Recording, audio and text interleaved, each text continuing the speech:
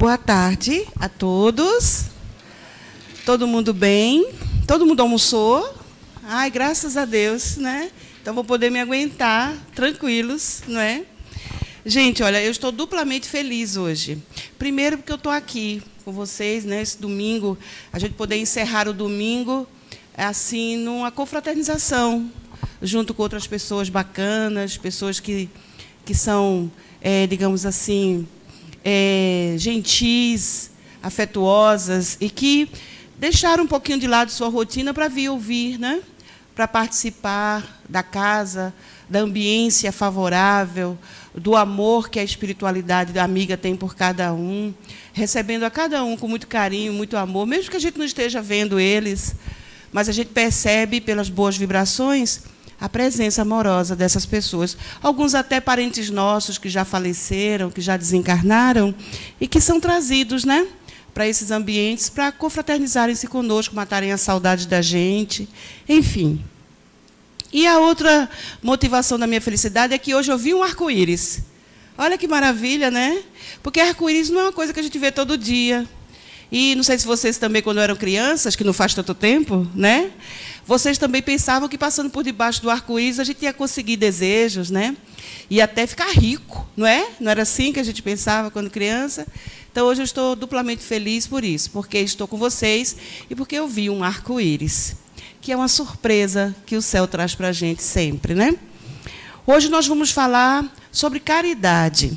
Caridade, amor, bons sentimentos, nobreza, generosidade, são coisas boas que Deus colocou em nós. São coisas que nós podemos mostrar para os outros, que nós podemos manifestar para as outras pessoas, porque é da nossa essência.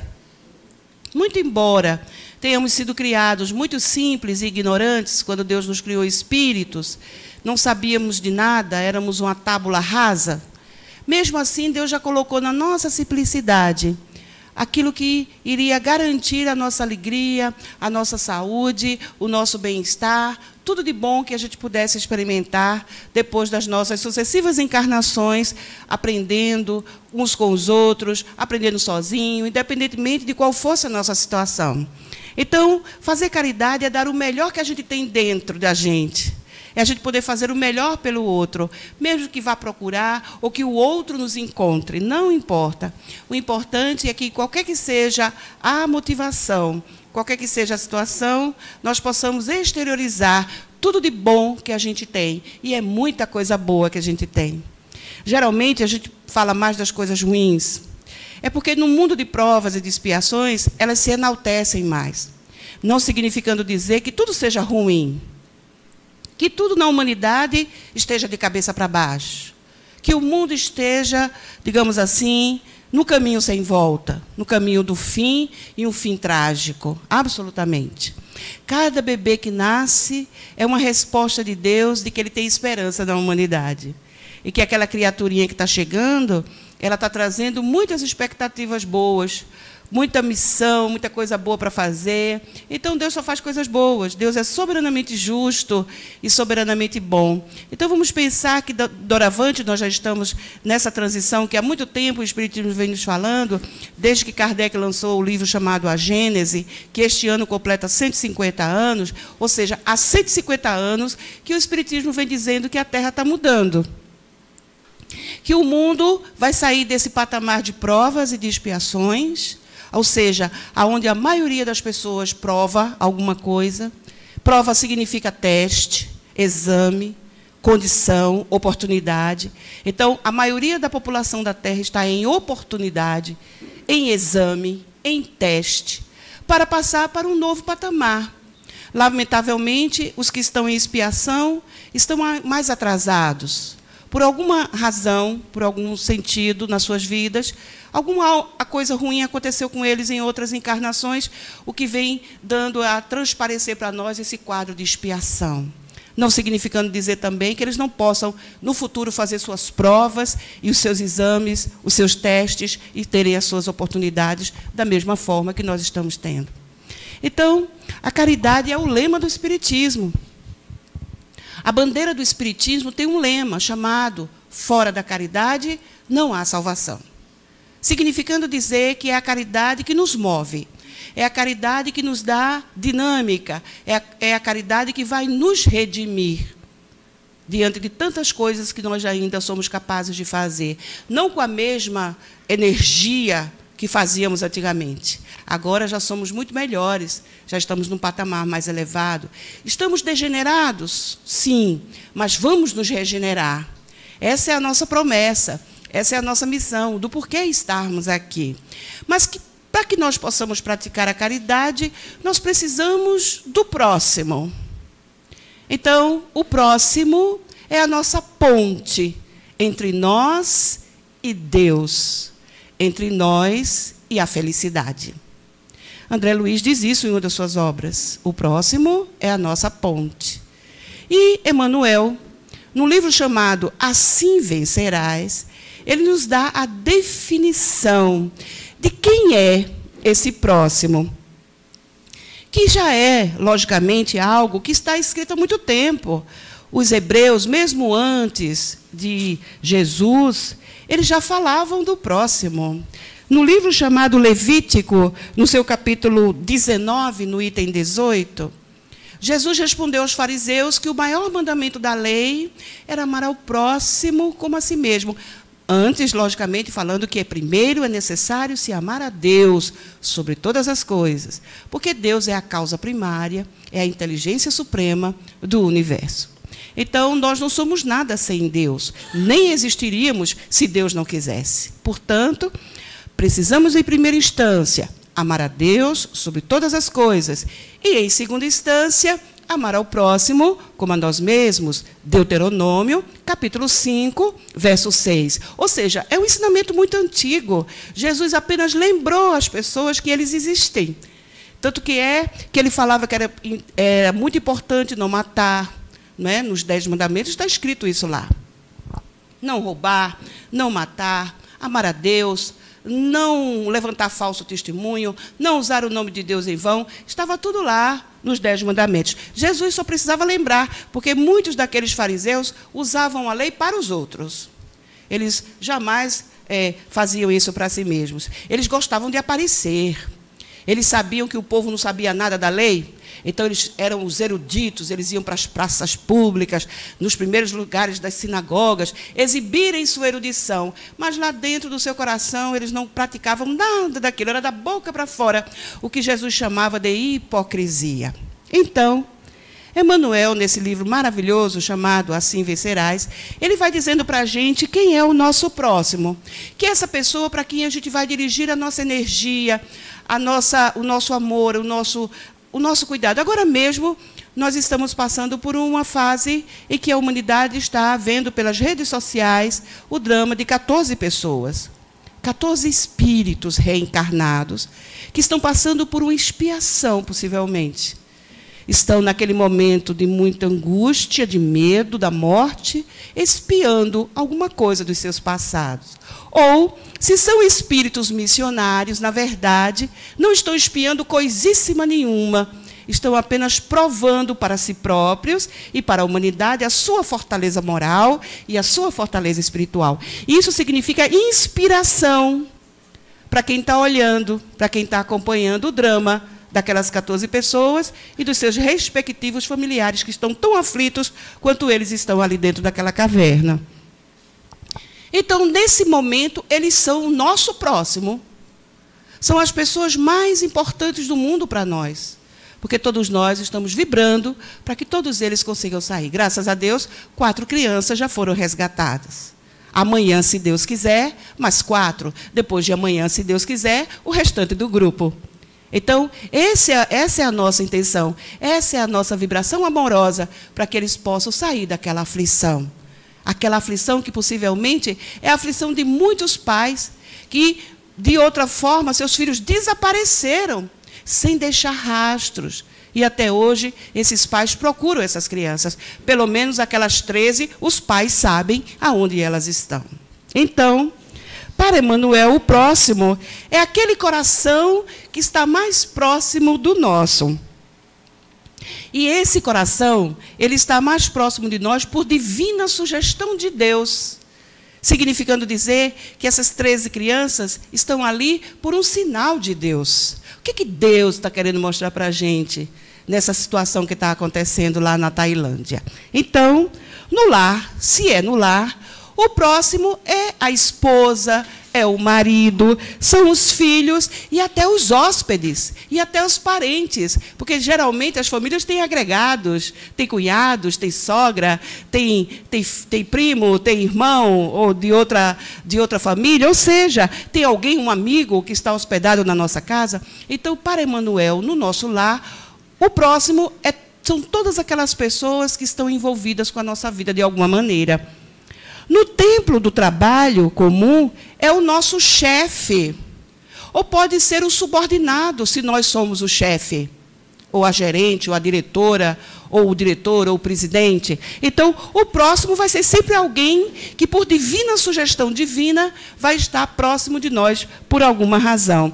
Se é na rua, é aquela pessoa que nos pede algum tipo de ajuda, pede uma informação porque está perdida na cidade, ou quer algum tipo de ajuda monetária, qualquer que seja a situação, aquele também é o nosso próximo. Se é na nossa ação social, na esfera da filantropia, da solidariedade, são as crianças carentes, são os idosos abandonados nos asilos, é a pessoa triste, é o carente de afeto. Se a gente for dar uma olhadinha, toda pessoa que está carente material, porque essa é a nossa primeira impressão. Quando alguém vem nos pedir uma esmola, a primeira coisa que a gente pensa é que aquela pessoa está precisando de dinheiro, está precisando de comida. Mas, meus irmãos, geralmente, na maioria das vezes, é alguém carente de afeto. Por alguma razão, aquela pessoa abandonou a sua casa, ou foi abandonada por alguém. É o afeto que mais nos aflige, a falta de amor, a indiferença. Então, digamos que nos infortúnios ocultos, que nós somos convidados a participar, nós devemos levar uma carga maior, não somente da energia material, do pão, da cesta básica, mas principalmente do afeto. As pessoas se sentem tão bem quando a gente chama elas pelos nomes, pergunta o nome dela, como é seu nome? É a primeira coisa que a gente deve perguntar a uma pessoa que a gente não conhece.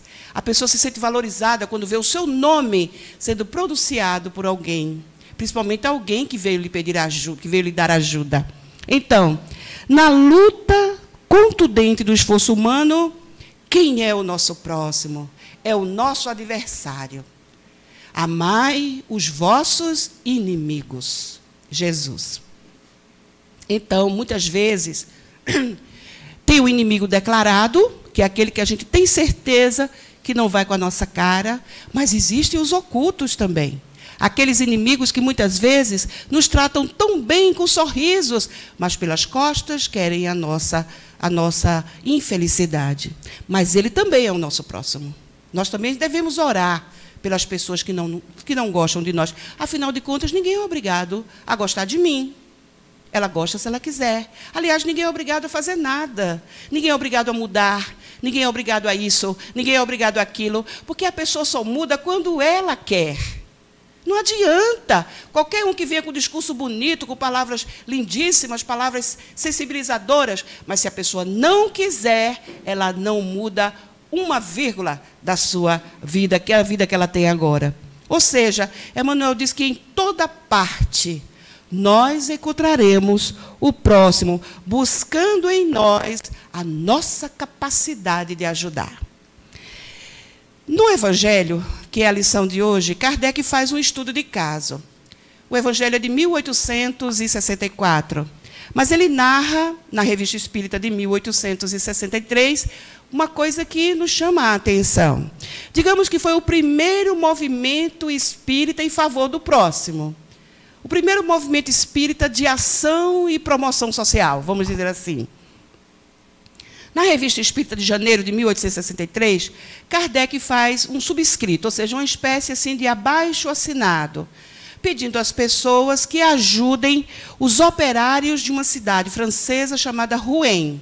E ele coloca a sede, o escritório da Revista Espírita, na Rua Santa Ana, número 59, como ponto de captação das doações, que podem ser dinheiro, que podem ser principalmente agasalho, porque, afinal de contas, o inverno na Europa, quem conhece a Europa sabe que o inverno da Europa é um inverno muito grande. O nosso inverno aqui é altamente piedoso para com todos nós, né? Mas, em determinadas regiões do planeta, pessoas morrem congeladas por conta do inverno rigoroso. Mas, antes dessa motivação kardeciana, diríamos assim, Kardec recebeu, na Sociedade Parisiense de Estudos Espíritas, uma mensagem de um espírito chamado Sanson. Esse espírito, ele tinha, quando encarnado, foi integrante da Sociedade Parisiense de Estudos Espíritas. Desencarnou e continuou ajudando o Espiritismo com as suas contribuições, agora lá do lado espiritual. E ele pede, exatamente na comunicação, que está aqui na Revista Espírita, de 1863, pedindo que os irmãos, no momento de descanso, no momento de repouso, no momento em que eles tivessem digamos assim, um tempo livre, eles fossem ao encontro das pessoas carentes, das pessoas necessitadas. Por quê? Porque o inverno estava chegando. Ele fala isso com suas próprias palavras, que está aqui na revista, que a gente pode conferir. Ele dizendo da sua preocupação com as pessoas que iam desencarnar por conta do frio rigoroso da França. Então, Kardec, motivado por essa comunicação desse espírito, fez o que a gente chama da primeira ação social espírita em prol de pessoas carentes. A cidade de Rouen, ou Rouen, na pronúncia portuguesa, era uma cidade de muita importância para a França. No século XIX, ela se industrializou e ela tinha muitas fábricas de tecidos. E, como todos nós aqui sabemos, nas primeiras fábricas existentes, as pessoas viviam praticamente em regime de escravidão. E a maioria delas eram pessoas muito pobres, que não tinham quase dinheiro nem para alimentação. Então, o espírito, preocupado com o futuro daquelas pessoas, pedindo. E Kardec, na sua generosidade, que era peculiar, fez esse subscrito, e, com isso, ele conseguiu angariar muitos fundos para ajudar essas pessoas, que é o que nós fazemos, não é? Que é o que nós fazemos quando acontece uma enchente, quando acontece um terremoto, quando acontece uma intempérie mais forte, mais rigorosa, nós também fazemos essa movimentação, porque a caridade é algo que nos move, que nos leva para frente. Então, Kardec, em 1864, o episódio de 1863, fez com que Kardec pensasse num capítulo do Evangelho segundo o Espiritismo, onde ele pudesse falar dessa questão. Além do capítulo Fora da Caridade não há salvação, Kardec, no capítulo 14, ele fala sobre a caridade sem glamour, vamos dizer assim. A caridade sem ostentação, a caridade sem notoriedade, sem que haja necessidade que a terra inteira saiba que eu fiz um bem para alguma pessoa. Eu não preciso declarar publicamente para alguém isso. Então, é o que eles chamam de infortúnios ocultos, que são aquelas pessoas que agem na calada da noite, vamos dizer assim. Ele quer dizer, na verdade, que a caridade é silenciosa.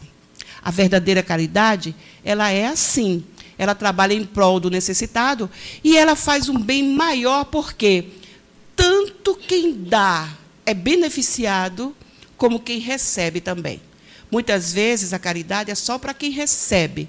O bem vai só para quem recebe, porque a criatura que está dando, ela não está fazendo isso de coração. Ela está fazendo apenas para se livrar da impertinência de uma pessoa que está lhe pedindo ajuda insistentemente. Então, a verdadeira caridade é a que beneficia as duas pessoas, a que dá e a que recebe.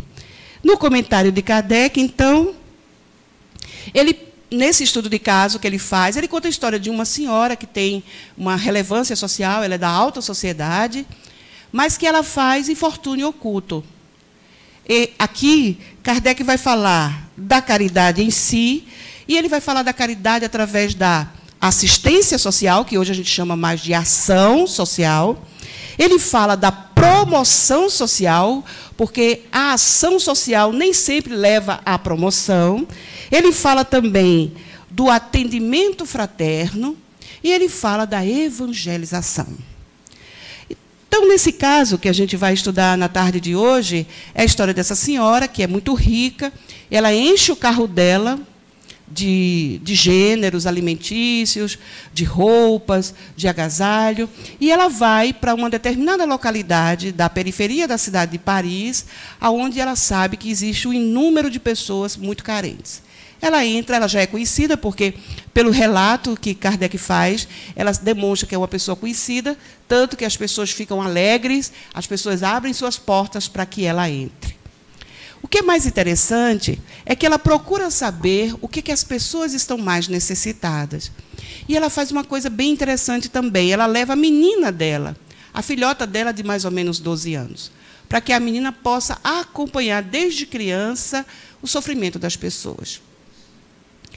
O que é interessante é que ela, como ela faz a caridade por conta própria, ela quer que a filha dela também aprenda dessa forma. Porque, geralmente, nós fazemos muito a caridade com as coisas que as pessoas nos dão.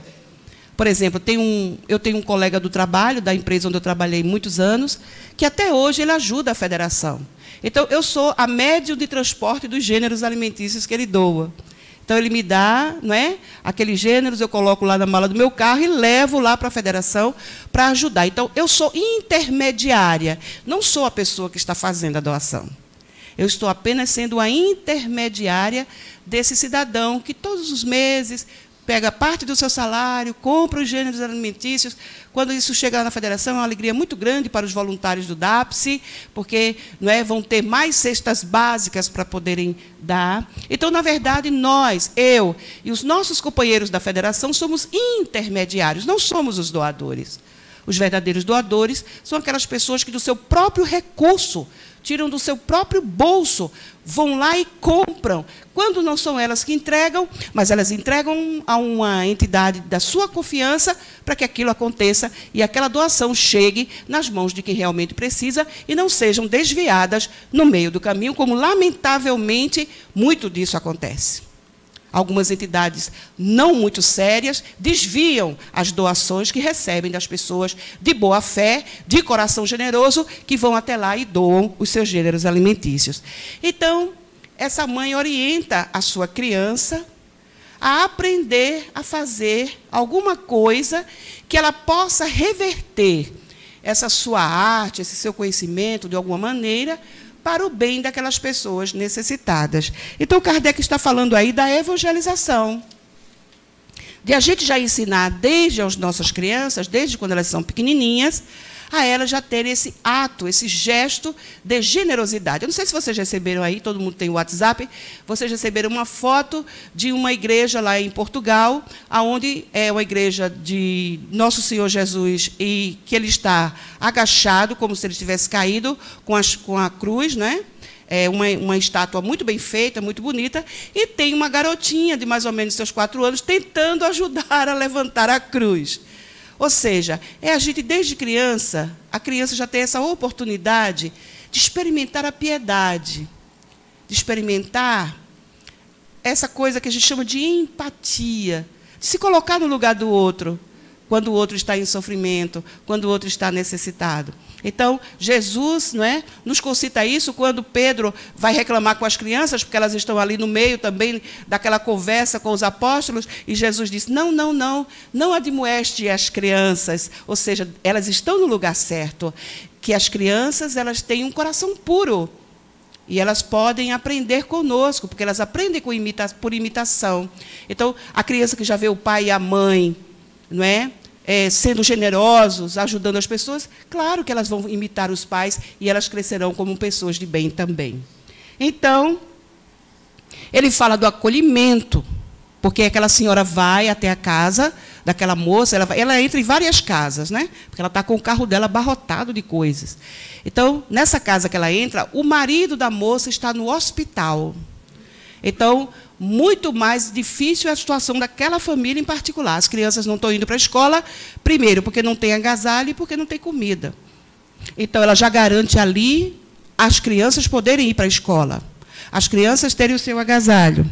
E ela faz mais, ela vai até o hospital, depois que ela termina a visita dela, ela vai até o hospital visitar o marido daquela moça.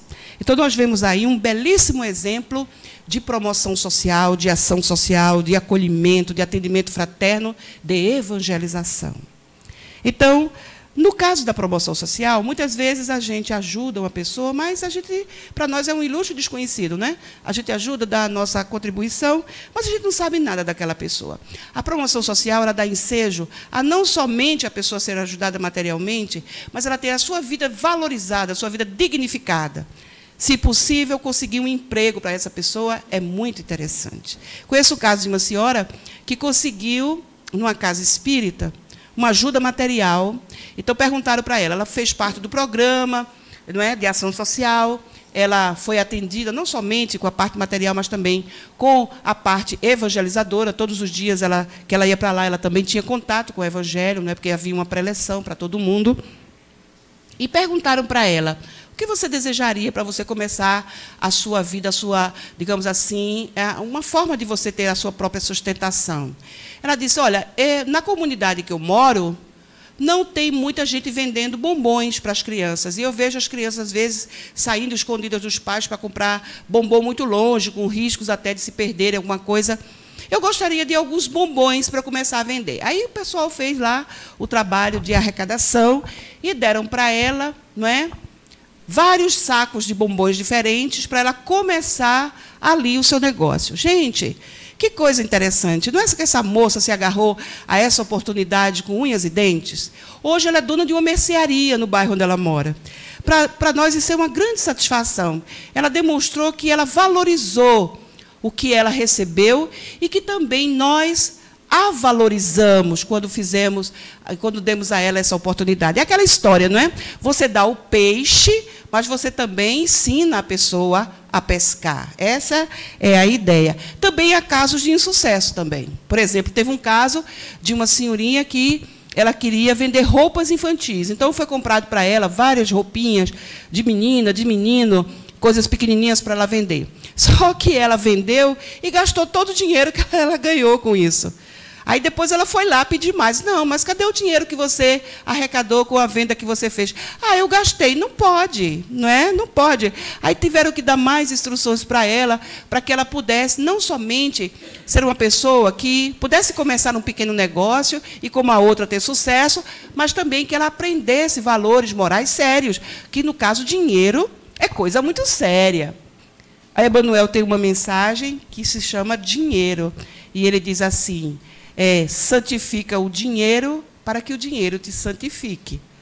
Não é? Então, dinheiro é coisa séria. A gente não pode ficar usando o dinheiro assim, a troco de qualquer coisa. Então, meus irmãos, valorizar, dignificar quem recebe, para que essa pessoa também possa, com o suor do seu rosto, ela sair da sua situação. E a evangelização é necessária para todas as pessoas, de todas as idades. Evangelizar é um exercício de urgência. Olha só, a humanidade, o que mais a humanidade precisa hoje é de evangelização. Então, continuemos. Allan Kardec também falou que essas pessoas que estavam necessitadas de ajuda, não é? Que ele colocou a sede da Sociedade Parisiense de Estudos Espíritas como apoio para que eles pudessem realmente ter a sua dignidade de volta e a sua dignidade garantida. Afinal de contas, como a gente falou aqui, era uma cidade muito importante e que ela tinha uma malha ferroviária interessante, porque já descarregava toda essa carga de roupas, e todo mundo sabe que a França, Paris, mais, digamos assim, de uma forma mais particular, era uma cidade que ditava a moda, não é? Para a Europa inteira. Então, eles precisavam de muitos tecidos, para muitas roupas. Os homens andavam muito elegantes, as mulheres também. Os bailes eram suntuosos, as mulheres desfilavam seus vestidos maravilhosos. Sem falar também que essa cidade de Rouen era uma cidade que abraçou grandes artistas, como Claude Monet, um pintor impressionista maravilhoso, como também Gustave Flaubert, um escritor maravilhoso. Então, era uma cidade muito importante e que Paris, e não somente Paris, mas a França, precisava muito da mão de obra daquelas pessoas. Então, Kardec se preocupou com a situação daqueles cidadãos que estavam naquela situação muito difícil e fez aquele ato de subscrição. Mas Emmanuel também, ele fala da questão de nós fazermos da caridade a nossa bandeira também. Fora da caridade não há salvação. Então, por que Kardec usou essa expressão? Porque naquela época havia um lema que era fora da igreja, que não há salvação. Então, ele provou, não é, com essa frase, que, na verdade, a igreja, embora ajude a salvação, mas ela não promove a salvação. O espiritismo não promove a salvação de ninguém. Todos nós que somos espíritas sabemos que a doutrina espírita ela nos traz diretrizes para a salvação. Mas ela não vai prometer jamais que vai salvar as pessoas que são adeptas ao espiritismo, como, infelizmente, alguns irmãos de outras religiões fazem. Então, Emmanuel faz aqui nesse livro chamado Estude Viva, uma preleção sobre essa questão da caridade, falando dessa pessoa que é tão importante para a nossa remissão dos nossos erros, dos nossos equívocos, que é o nosso próximo, de como nós podemos agir para amparar as pessoas que precisam de nós. Então, ele diz o seguinte, olha, para a gente não ser egoísta, ele diz assim, se já pudestes receber o amparo do Espiritismo, sustenta a obra espírita. Ele está falando isso, Emmanuel, porque muita gente, depois que consegue se curar, que consegue resolver seus problemas de obsessão, elas desaparecem do centro espírita, né? Elas vão embora. Elas costumam só estar ali no momento da necessidade. Só procuram realmente por Deus, pelos bons espíritos, quando estão passando por algum momento muito difícil. A partir do momento que já se sentem aliviadas, que já estão reequilibradas, elas vão embora, simplesmente somem.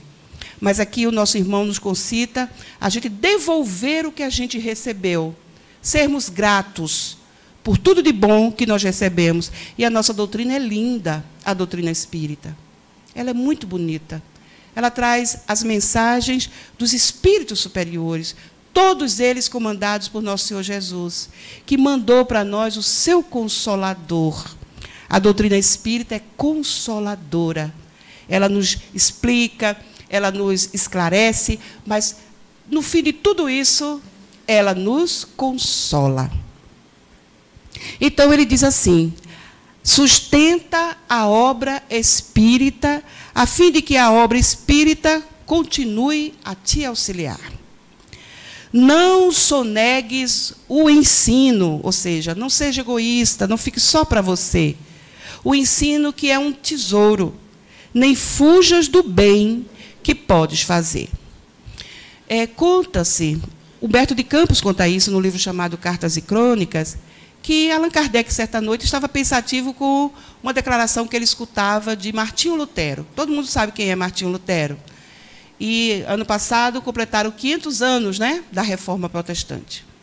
Então, ele tinha lido, num dos jornais ali de Paris, que Martinho Lutero dizia, na sua entrevista, que ele tinha visto o paraíso. Kardec ficou curioso com essa colocação de Martinho Lutero e foi dormir pensando nisso. Quando ele deixou as coisas, né, organizadas para o dia seguinte, ele estava escrevendo o Livro dos Espíritos, nessa época, e aí, quando ele estava dormindo, pelo desdobramento do sono, ele se viu ao lado de um benfeitor espiritual. E esse benfeitor espiritual o convidou para um passeio na espiritualidade. E ele foi. E, à medida que eles iam caminhando, Kardec percebeu que o ambiente ficava meio difícil. O ambiente ficava tenso.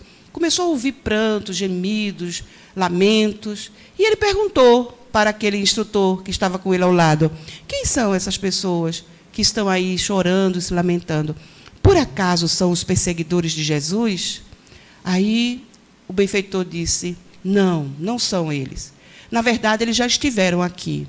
Mas a grande misericórdia de nosso Senhor Jesus já levou essas pessoas para outras paragens e hoje elas estão em reencarnações expiatórias. Mas Kardec continuou escutando aquele gemido, aqueles lamentos, e perguntou, então estão aqui os primeiros perseguidores dos cristãos? Ele disse, não, o benfeitor. Esses também já passaram por aqui, mas justamente também, igualmente pela misericórdia de Jesus, já foram encaminhados para outras reencarnações. Então estão aqui os Césares, aqueles poderosos que perseguiram e mataram muitos cristãos. Também não. Essas pessoas, muito embora tivessem um verniz de civilização, elas eram muito atrasadas no quesito espiritualização. Também já foram embora, já passaram por aqui. Então, me diga quem são essas pessoas que se lamentam e me cortam o coração. Aí, o benfeitor respondeu, na verdade, esses aí que estão a chorar são os cristãos infiéis. Meus irmãos, quando a gente lê os livros como Os Mensageiros, de André Luiz, Tormentos da Obsessão, de Manuel Filomeno de Miranda, e tantos outros livros que falam dos espíritas. Dos espíritas. Nós que temos uma realidade diferenciada dos outros cristãos, porque nós somos cristãos também. Jesus é o nosso guia, é o nosso modelo. Mas quantos espíritas chegam na espiritualidade numa situação deplorável? E é exatamente sobre esses que Humberto de Campos relata. Kardec acordou muito, digamos assim, sensibilizado com o que ele viu, com o que ele ouviu daquele benfeitor espiritual, e escreveu a questão de número 642 de O Livro dos Espíritos. E a pergunta é mais ou menos assim: para que o homem possa agradar a Deus, é necessário que ele não faça o mal? Aí eles responderam: não apenas o mal, mas que eles façam o bem na medida das suas condições. Porque não fazer o mal, mas também não fazer o bem, consiste em erro muito grave.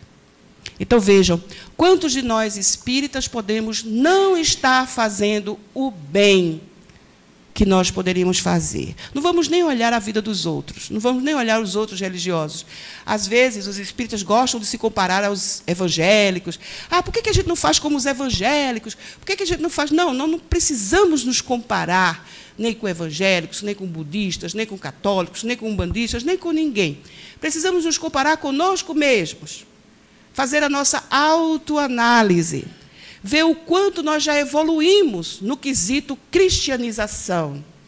Então, nós precisamos prestar atenção no outro, não no que o outro está fazendo de mal. Como a nossa irmã falou aqui no exórdio, não é?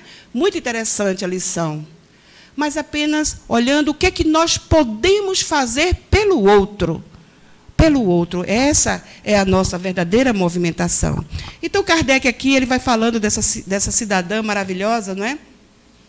E ele diz assim, que os infortúnios ocultos, discretos e ocultos são a verdadeira generosidade que nós podemos descobrir sem esperar que as pessoas peçam assistência. Às vezes, nós somos bonzinhos com hora marcada. Na terça, eu faço campanha do quilo. Na quarta, eu dou passe. Na sexta, eu vou para a reunião mediúnica. Na segunda, eu vou visitar os pobres. Às vezes, a gente marca os horários de a gente ser bom.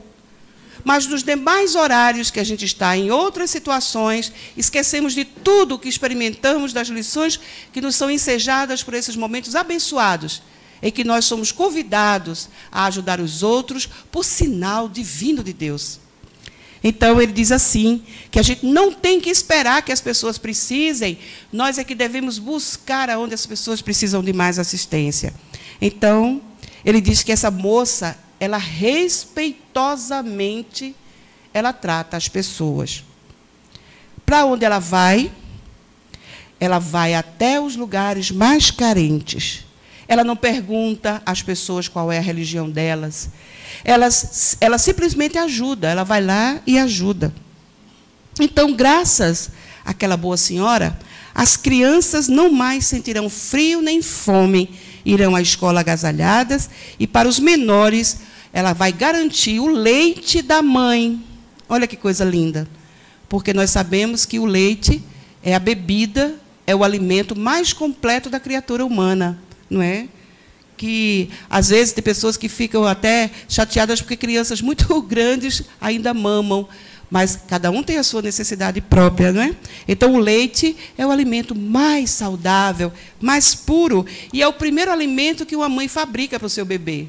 Então, ela garante que aquelas mães pobres, que estão naquela situação de desnutrição, de penúria, elas possam ter o seu leite garantido para amamentar os seus filhos. Dali ela vai para o hospital, levar para o pai algum reconforto e levar as notícias da família. Olha, sua família está bem, viu? Seus filhos vão poder ir para a escola. Então, veja quanta coisa boa aqui na lição para a gente aprender e para a gente se inspirar quanto a isso. Ela vai para o hospital tranquilizá-lo sobre a sorte da sua família. Então, meus irmãos, ela não pergunta qual é a crença que professa, nem quais as opiniões que eles têm, visto que para ela todos os homens são filhos de Deus. Então, aqui também na lição, Kardec fala que naquela noite, muitas hosanas de gratidão serão levadas ao alto pelo bem que aquela senhora faz. Então, vamos somar aí essa senhora, mas tantas senhoras, mas tantos senhores que muitas vezes deixam o seu conforto, o seu bem-estar, para distribuir sopa nas ruas desertas da cidade, para levar alguma palavra de conforto para uma pessoa que está num hospital, ou para levar, de alguma forma, esperança para as pessoas que estão nas prisões. Kardec faz uma menção no livro chamado Obras Póstumas sobre a geração nova. Ele fala que a geração nova ela será caracterizada por pessoas de coração generoso, que podem ser nós mesmos voltando nas nossas próximas encarnações, como podem ser seres de outros planetas também, porque os mundos são solidários entre si. De vez em quando a Terra manda espíritos para outros planetas para ajudar, de vez em quando outros espíritos vêm para a Terra para ajudar. Nós temos vários casos assim. Eu estava vendo agora há pouco sobre Santos Dumont, um brasileiro meio francês também, porque ele gostava muito da França. E Santos Dumont era uma pessoa generosíssima. Ele, além do seu talento, da sua intelectualidade, ele era um coração bastante generoso, fazia muita coisa boa. Criou o relógio de pulso, inventou o chuveiro elétrico, inventou o avião. A casa dele, lá em Teresópolis, no Rio de Janeiro, Petrópolis, né? Obrigado. Lá em Petrópolis, no Rio de Janeiro, é linda, toda cheia de engenhocas, porque ele era um engenheiro, um engenhoso, né? Vamos dizer assim. Mas ficou extremamente triste, inclusive cometeu um ato, não é? Que foi o ato do suicídio, por conta da depressão que ele experimentou em ver o seu invento sendo utilizado como arma de guerra. Isso gerou nele uma tristeza muito profunda. É um cidadão maravilhoso que veio para a Terra para ajudar o planeta a evoluir. Nós temos Leonardo da Vinci, esse homem era incrível. Ele era um homem além do seu tempo. Até hoje, as invenções de Leonardo da Vinci, os seus escritos, os seus alfarrábios, tudo que ele deixou é de muita valia para a humanidade atual. E outros que vieram, por exemplo, um deles que veio dizer que a Terra não era o centro do universo. Aliás, a humanidade passou por 3 baques muito grandes por conta do seu amor próprio. O primeiro foi justamente esse, né? Saber que não era o centro do universo. Isso gerou um frisson na humanidade, principalmente nos intelectuais, naqueles que eram mais homens de ciência, porque eles tinham a ideia de que só existia vida na Terra, de que a Terra, tudo girava em torno dela.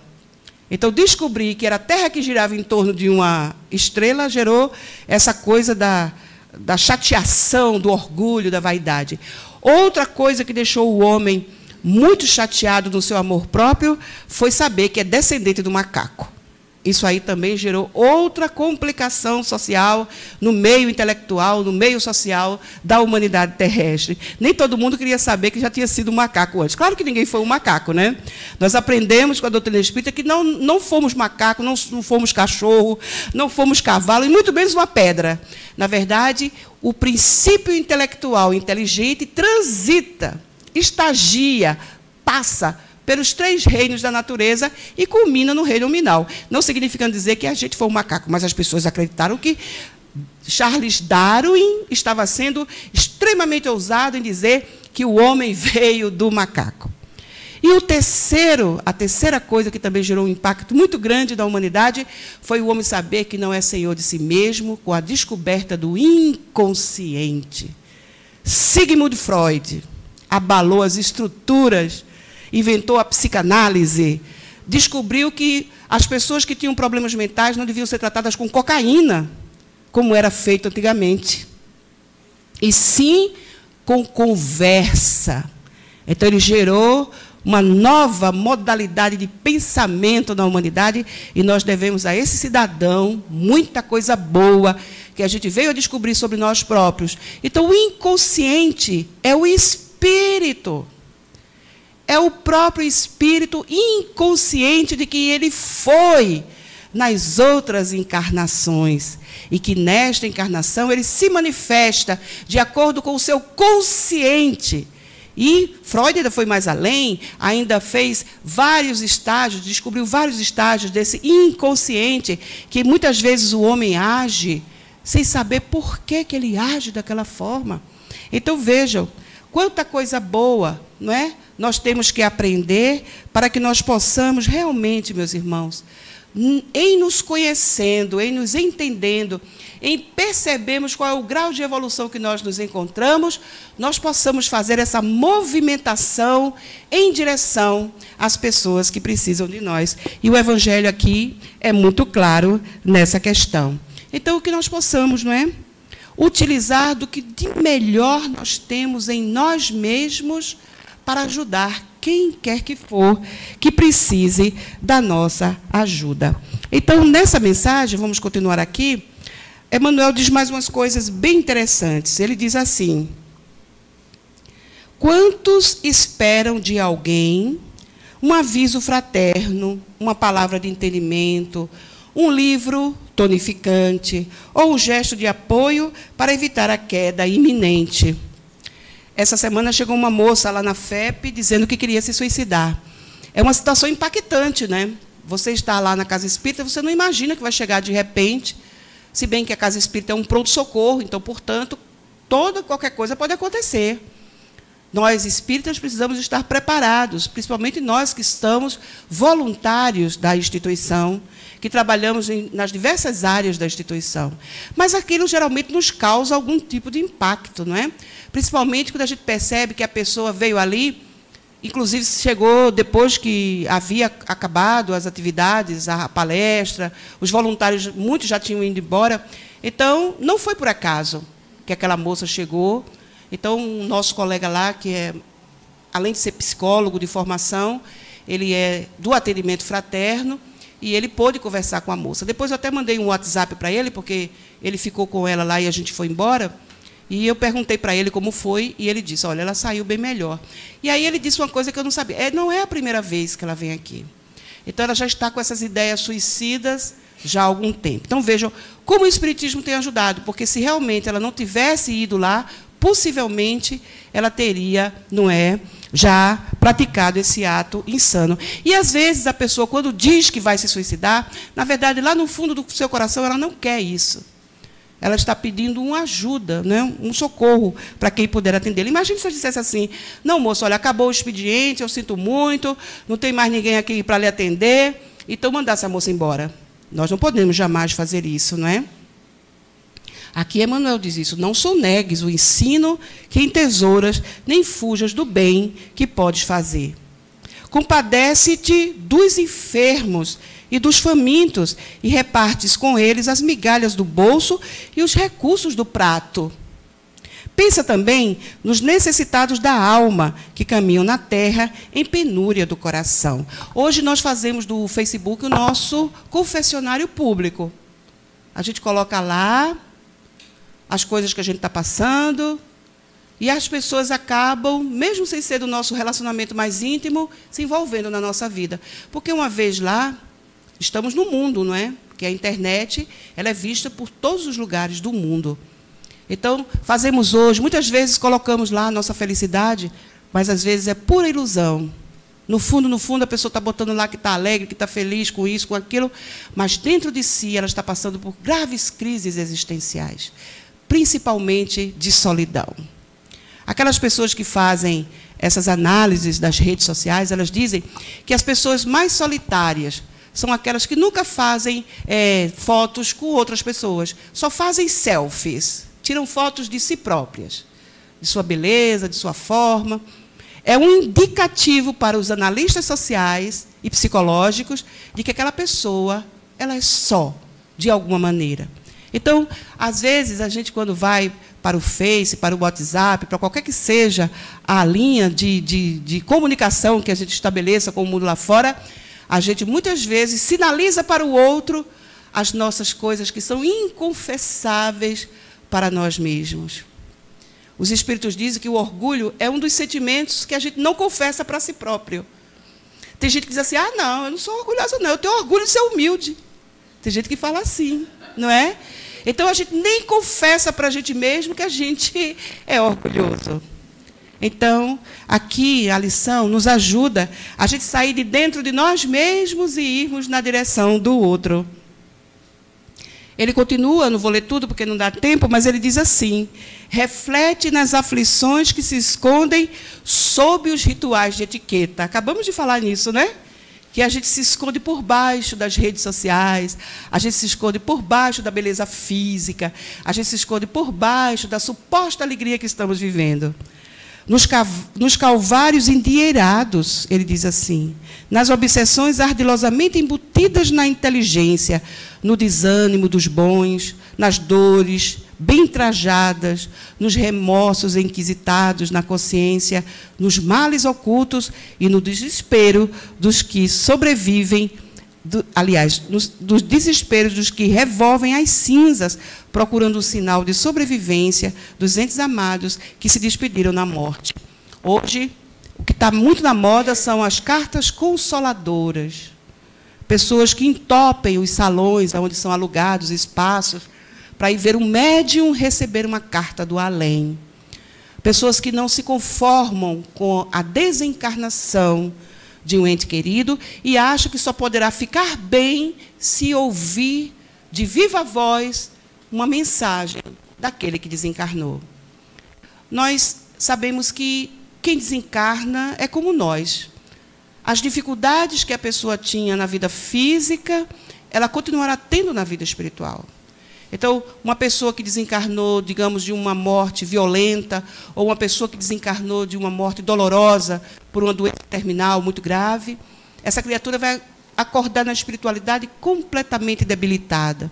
Ela não vai ter forças para vir dizer ao parente dela, olha, cheguei, já estou aqui. Ela não vai ter essas forças.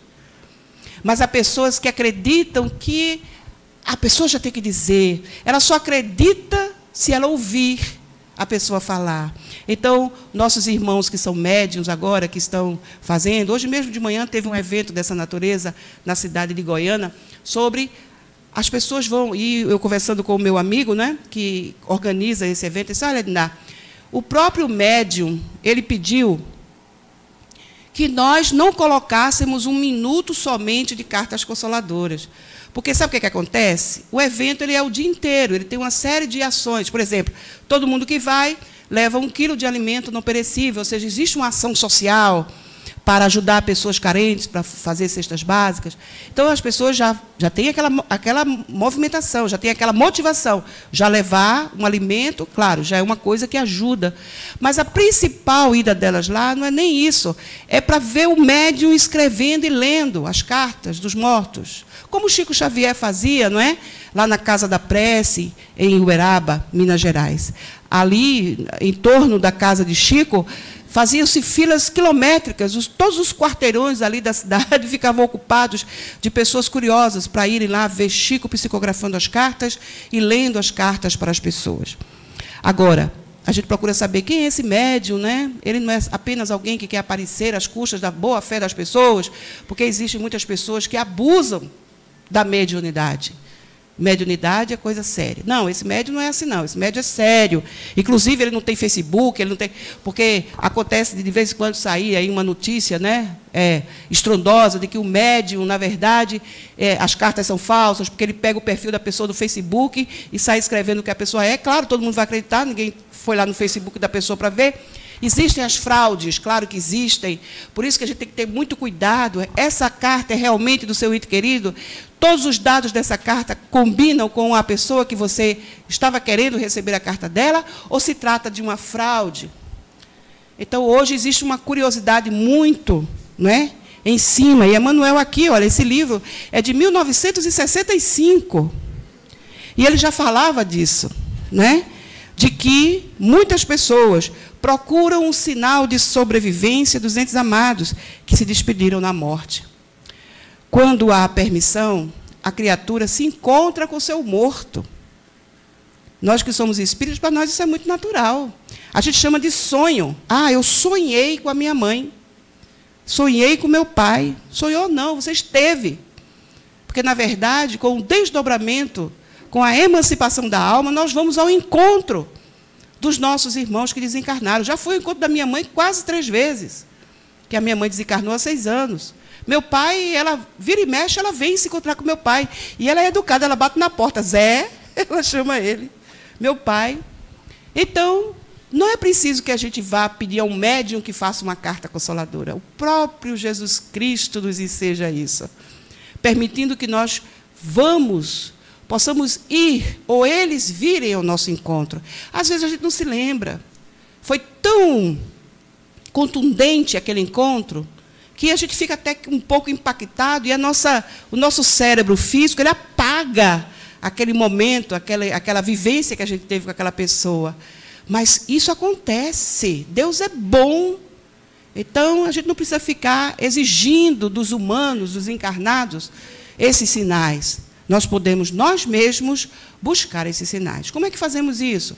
Pela prece, pela oração. Senhor, se for do meu merecimento, que eu possa ver, que eu possa conversar, que eu possa escutar, que eu possa falar com o meu ente querido, com a minha mãe, com o meu pai. Já tem gente que morre de medo, né? De ver. Conviveu com a pessoa não sei quantos anos, mas morre de medo de ver aquela pessoa depois que ela morreu. São vários casos. Então, na verdade, o Espiritismo ele vai nos esclarecendo acerca das nossas próprias necessidades. Então, no caso de hoje, há pessoas que precisam de ajuda, mas também há pessoas que precisam ajudar. Que nós sejamos essas pessoas, que possamos estar sempre disponíveis para ajudar. Quem quer que for, indistintamente, incondicionalmente, para que nós possamos receber do alto os méritos, as recompensas, o reconhecimento pelo nosso coração generoso e amigo. Muita paz. Que Jesus nos abençoe. Muito obrigada.